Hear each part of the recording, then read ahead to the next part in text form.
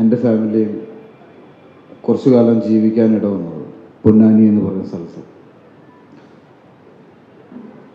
അന്ന് എൻ്റെ അനിയത്തിയുടെ ഫസ്റ്റ് ബർത്ത്ഡേയുടെ ഒരു പിക്ചർ സാറും ഡാഡിയും ഒരുമിച്ചിരുന്ന് ഭക്ഷണം കഴിക്കുന്ന ഒരു പിക്ചറും, പിന്നെ സാറിൻ്റെ മകൻ ജനുസും ഞാനും ഭക്ഷണം കഴിക്കുന്ന ഒരു പിക്ചറും,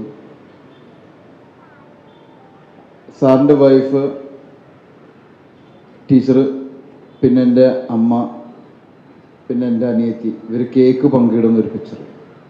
ഈ 3 പിക്ചർ വെച്ചിട്ടാണ് സ്കൂൾ കാലഘട്ടങ്ങളിൽ ഞാൻ കമൽ സാറിൻ്റെ ഉണ്ണികളെ ഒരു കഥ പറയാമെന്ന് പറയുന്ന ചിത്രത്തിലെ മരിച്ചു പോകുന്ന ഇക്രു എന്ന കഥാപാത്രം ചെയ്തത് ഞാനാണെന്ന് തെറ്റിദ്ധരിപ്പിച്ച് എൻ്റെ സ്കൂൾ കാലഘട്ടം ഞാൻ തള്ളി നീക്കിയിരുന്നു. ഏകദേശം പ്രായം കൊണ്ടും പിന്നെ ചായ കൊണ്ടും അധികം വ്യക്തമാവില്ല അത് ഞാൻ തന്നെയാണോ എന്നാൽ ഞാൻ തന്നെ ആവാം. അപ്പോൾ ഇതൊക്കെ വെച്ചിട്ട് ഈ 3 പിക്ചറുകൾ വെച്ചിട്ടാണ് ഞാൻ സ്കൂളിലാണെങ്കിലും കുട്ടികളുടെ ഇടയിലാണെങ്കിലും ടീച്ചർമാരുടെ ഇടയിലാണെങ്കിലും കമൽ സാറായിട്ട് എനിക്കൊരു ബന്ധമുണ്ട്. ഞാനൊരു സിനിമാ നടനാണ്. ഇടയ്ക്കിടയ്ക്ക് എന്നെ സിനിമയിൽ അഭിനയിക്കാൻ വിളിക്കാറുണ്ട്. ഇത് അറിയാത്തത് എൻ്റെ വീട്ടുകാരും കമൽ സാറും മാത്രമായിരിക്കും. പിന്നീട് ആ പിക്ചർ, പഴയ പിക്ചർ അറിയാലോ, അത് പിന്നെ അങ്ങനെ ഇല്ലാണ്ടായി, ഭാഗ്യം. പക്ഷേ ഞാൻ സാറിനെ കമൽ സാറിനല്ല വിളിച്ചിരുന്നത്, വാപ്പച്ചി എന്നാണ് വിളിച്ചിരുന്നത്. കാരണം നമ്മൾ തൊട്ട അയൽവാസിയായ നമ്മുടെ സമപ്രായക്കാരനായ ജനുസ്, പപ്പിലു എന്നാണ് വിളിക്കുന്നത്.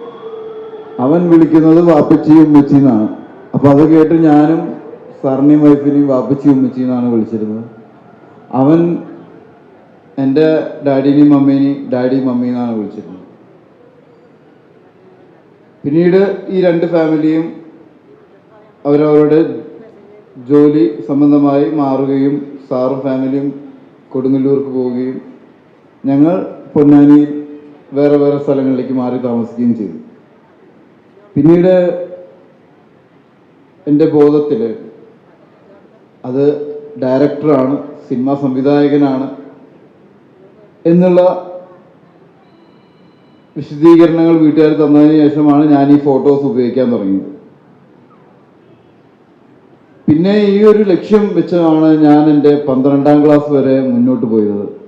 എനിക്ക് സിനിമയിലേക്ക് കടക്കാൻ ഒരു വാതിലുണ്ട്, അത് കമൽ സാറാണ്. അല്ലെങ്കിൽ എനിക്കൊരു നടനാവാനുള്ള ആഗ്രഹം. ഈ നടനാവാനുള്ള ആഗ്രഹം എന്ന് പറഞ്ഞാൽ സിനിമയിൽ ഒരു നടന് മാത്രമാണ് അസിസ്റ്റൻ്റായി നിന്നുകൊണ്ട് നടനാവാൻ പറ്റാത്തത്. ബാക്കി എല്ലാ മേഖലകളിലും ഇപ്പോൾ ഡയറക്ടറുടെ അസിസ്റ്റൻ്റ് ആവാം, എഴുത്തുകാരൻ്റെ അസിസ്റ്റൻ്റ് ആവാം, ബാക്കി എല്ലാവർക്കും അസിസ്റ്റൻ്റായി നിന്നുകൊണ്ട് സിനിമയിൽ കയറാം. ഞാൻ നോക്കിയിട്ട് നടനാവാൻ വേണ്ടി മാത്രം ഇപ്പം മമ്മൂക്കയുടെ അസിസ്റ്റൻ്റായി നിന്നുകൊണ്ട് നടനാവാൻ പറ്റുമോ?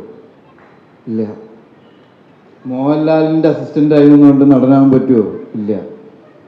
അപ്പോൾ ഒരു നടനെ വെച്ചിട്ടാണ് സിനിമ മുന്നോട്ട് പോകുന്നതെങ്കിലും ഒരു നടന് മാത്രമാണ് അതിനുള്ളൊരു അവസരമില്ലാത്തത്. എന്നാൽ എല്ലാവരും സിനിമയിൽ വരുന്നതും അധികം വരുന്നതും സിനിമ നടനാവാൻ വേണ്ടിയിട്ടാണ്.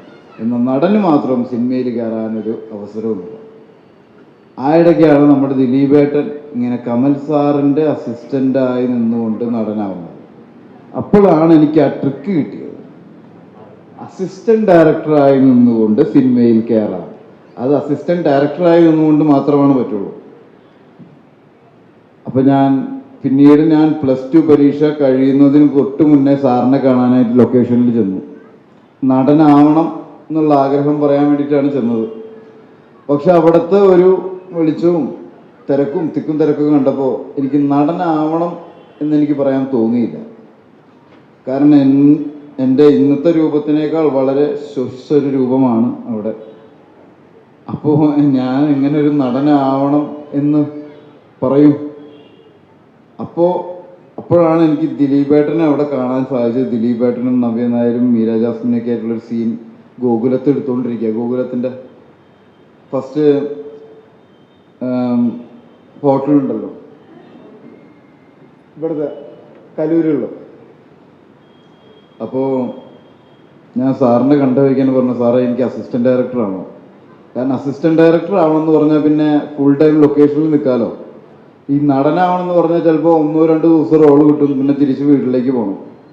പിന്നെ വീട്ടിലേക്ക് തിരിച്ച് അങ്ങനെ പോകേണ്ടി വന്നു കഴിഞ്ഞാൽ പിന്നെ വീട്ടുകാരുടെ ആവശ്യത്തിനനുസരിച്ചും നമ്മൾ ചിലപ്പോൾ വല്ല ദുബായിലേക്കോ ഈ പറഞ്ഞ പോലെ വേറെ എന്തെങ്കിലും ജോലിയിലേക്കോ പഠനത്തിലേക്കോ ഒക്കെ ചെയ്യേണ്ടി വരും.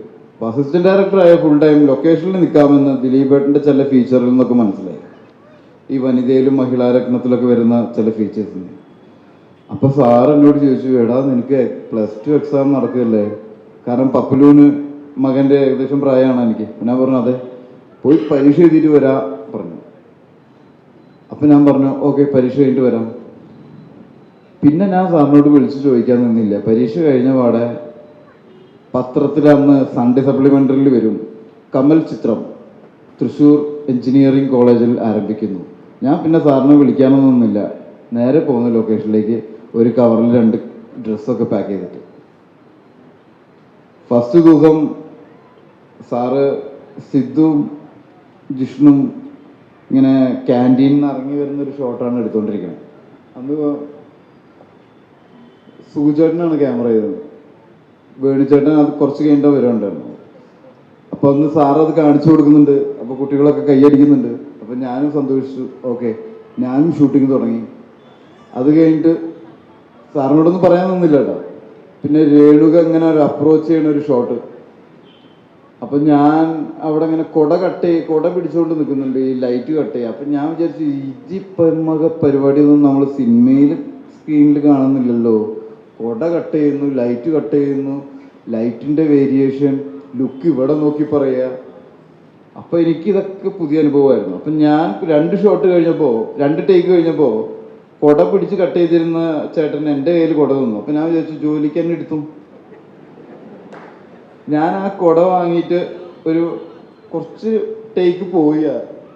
അങ്ങനെ ഞാൻ കട്ട് ചെയ്ത് സാറിൻ്റെ മുഖത്തേക്ക് നോക്കുന്നുണ്ട് ഇടയ്ക്ക് ഞാൻ. അപ്പോൾ സാറ് നോക്കുന്നുണ്ട്. അപ്പോൾ ചോദിച്ചു ഓക്കെ കറക്റ്റ് ജോലി. അന്ന് ഉച്ചയായപ്പോൾ ഷൂട്ട് പാക്കപ്പ് ചെയ്തു. എന്നിട്ട് സാറ് കാറിലേക്ക് കയറാൻ പോകുമ്പോൾ ഞാൻ സാറിൻ്റെ അടുത്തേക്ക് ഓടി വന്നിട്ട് പറഞ്ഞു, സാർ ഞാൻ ജോയിൻ ചെയ്തു. നീ ജോയിൻ ചെയ്താ എപ്പോ? അല്ല സാറല്ലേ പറഞ്ഞു പരീക്ഷ കഴിഞ്ഞിട്ട് വരാം. അല്ല ഇപ്പൊ തന്നെ ആള് കൂടുതലാണ്. ഈ ആള് കൂടുതലാന്ന് പറഞ്ഞത് സൗബിൻ നേരത്തെ പറഞ്ഞ കഥയിലെ സൗബിനേക്കാൾ മൂത്ത ഒരു കസിൻ അവിടെ വന്ന് പെട്ടിട്ടുണ്ട്, ഷംജു. അപ്പൊ അവനടക്കം ആള് കൂടുതലായിട്ട് നിൽക്കുക അസിസ്റ്റന്റ് ഡയറക്ടറിന്റെ വിഭാഗത്തില്. അപ്പൊ ഞാൻ സാറിന്റെ അടുത്ത് ഭയങ്കരമായിട്ട് പ്രഷർ കൊടുത്തു, സാറേ ഞാൻ അമ്മയുടെ വീട് ഇവിടെ തൃശ്ശൂര് ഏനാമാവാണ്, അപ്പൊ അവിടെ നിന്ന് വന്നോളാം, ഫുഡ് പുറത്തുനിന്ന് കഴിച്ചോളാം, ഞാൻ പൊന്നാനിയിലെ ചാക്കോ ചേട്ടൻ്റെയും മരിയ ടീച്ചറുടെയും മകൻ. അങ്ങനെ യാതൊരു തരത്തിലും സാറിന് ഒഴിയാൻ പറ്റാത്ത രീതിയിൽ സാറ് എന്നാ സെലീനെ കണ്ടോളാൻ പറഞ്ഞു. സലീം ഖാനെ. എനിക്കാരാ സലീം ഖാൻ എന്ന് അറിയില്ല, ആകെ കൂടി അറിഞ്ഞ കമൽ സാറിനാ. ഈ സലീം ഖാനെ അന്വേഷിച്ച് ഞാൻ 3 ദിവസം നടന്നു. ലൊക്കേഷനിലാണെങ്കിൽ ഒരു പൂരപ്പറമ്പിനുള്ള ആൾക്കാരുണ്ട്, കോളേജ് പിള്ളേരും. ഇതിലേതാ സലീം ഖാ, ഇതിലേതാ ഹരീഷ് ചേട്ടനൊന്നും എനിക്കറിയില്ല. 3 ദിവസം എന്നെ പിടിച്ച് സുഗീത് എന്ന് പറയുന്ന ഇന്നത്തെ സംവിധായകൻ എന്നെ തേരാപ്പാര അങ്ങോട്ടും ഇങ്ങോട്ടും നടത്തി. ജൂനിയർ ആർട്ടിസ്റ്റാണെന്ന് ചോദിച്ചിട്ട് എനിക്ക് ഏകദേശം ഈ പ്രായമുള്ളൂ. ഇപ്പം അവനെ പറഞ്ഞ പോലെ +2 കഴിഞ്ഞ് വന്നിരിക്കണ പ്രായമല്ല. അപ്പം ഞാൻ വിചാരിച്ചു ഇതായിരിക്കും അസിസ്റ്റന്റ് ഡയറക്ടേഴ്സിന്റെ പണിയെന്ന്. 3 ദിവസം കഴിഞ്ഞപ്പോൾ ഞാൻ പറഞ്ഞു, ഞാൻ കമൽ സാറ് പറഞ്ഞിട്ട് വന്നത് എന്ന് നീ ആദ്യം പറയണ്ടേ. അങ്ങനെ സുഗീതാണ് ബാക്കി എല്ലാവരെയും പരിചയപ്പെടുത്തുന്നത്. അങ്ങനെ കയറി വന്നതാണ് ഞാൻ സിനിമയിൽ. പിന്നെ ഞാൻ ഒരുവിധം എല്ലാ സിനിമയിലും കമൽ സാറിൻ്റെ അങ്ങനെ ചോദിക്കാൻ നിൽക്കാറില്ല. ഫോൺ വിളിച്ച് ചോദിച്ചാലാണല്ലോ നീ വരണ്ടെന്ന് പറയാ. അപ്പം തുടങ്ങണത് കേട്ട് കഴിഞ്ഞാൽ അങ്ങോട്ട് കയറി വരും.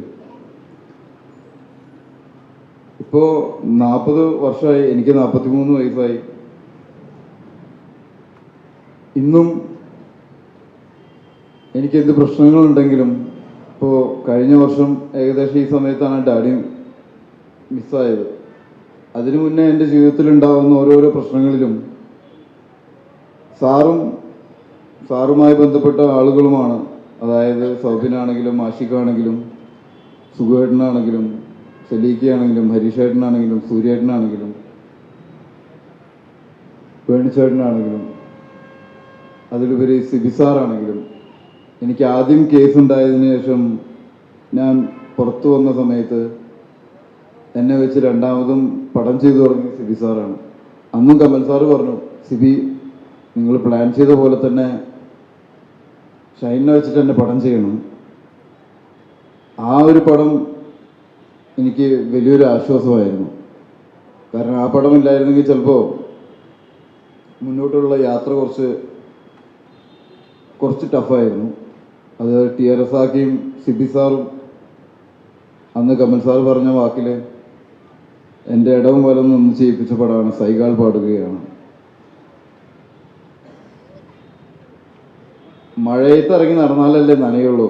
അപ്പോഴല്ലേ നമുക്ക് മഴ പുതിയൊരു അനുഭവം തരുന്നത്. നടക്കുന്നതിനനുസരിച്ചല്ലേ വഴികൾ ഉണ്ടാവുന്നത് എന്ന് പറയുന്ന ഒന്ന് രണ്ട് സിറ്റുവേഷൻസ് എനിക്ക് റസാഖയുടെ അടുത്ത് നിന്ന് കേൾക്കാൻ പറ്റി. അതിനുശേഷം ഇന്ന് ഈ നിമിഷം വരെ